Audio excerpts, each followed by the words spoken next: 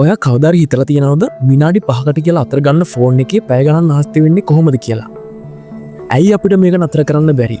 මේක ඔයාගේ වරදක් නෙවෙයි. ලෝකෙ ලොකුම සමාගම් මිලියන ගණන් වියදම් කරලා ඔයාගේ මොලේ ඇබ්බැහි කරගන්න රහස් ක්‍රම පාවිච්චි කරනවා. අද අපි බලමු කොහොමද මේ පුංචි ස්ක්‍රීන් එක ඔයාගේ මොලේ පාලනය කරන්න කියලා.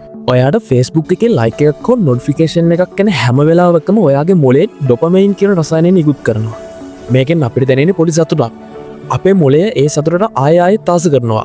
ඉතින් ඔයාට නොදැනීම ඔයා තව ස්ක්‍රෝල් කරන්න පටන් ගන්නවා. මේක හරියටම කැසිනෝ එකක සූදුවට ඇබ්බැහි වෙනවා වගේම වැඩක්. ඇයි TikTok හෝ Reels වල පිටු ඉවර වෙන්නේ නැත්තේ? ඉස්සර අපි පත්තරයක් කියවුවාම ඒක ඉවර වුණාම අපි ඒක පැත්තකින් තියෙනවා.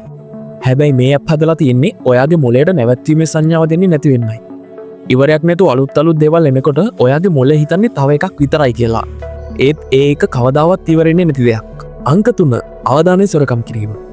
මේ සමාගම් වලට වටින්න ඔයාගේ කාලය. ඔයා වැඩිපුර ඇප් එකේ ඉන්න තරමට ඒ අයට සල්ලි ලැබෙනවා. ඒ නිසා ඔයාගේ අවධානය වෙන දෙයකට යන්න දෙන්න ඒ අය කැමති නැහැ.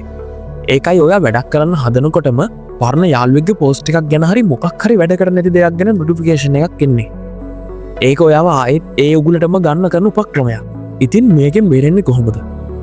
එකම ක්‍රමයයි තියෙන්නේ. ඔයාගේ ෆෝන් එක ඔයාව පාලනය කරනවා වෙනුවට ඔයා ෆෝන් එක පාලනය කරන්න පටන් ගන්න. අනවශ්‍ය නොටිෆිකේෂන් සයිලන්ට් කරන්න. දවසකට පැය කීපයක් ෆෝන් එකකින් ඈත් වෙලා ඉන්න පුරුදු වෙන්න. දැන්වත් මේකෙන් බේරෙන්න බලන්න. ඔයාගේ ෆෝන් එකට ඔයාව පාලනය කරන්න දෙන්න එපා.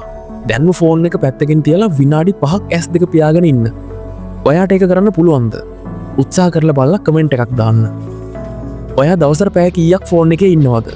පල්ලෙහෙන් කමෙන්ට් කරන්න. මේ වගේ තවත් ඇස්සරවන වීඩියෝ බලන්න අපිව සබ්ස්ක්‍රයිබ් කරන්න. ජය වේවා.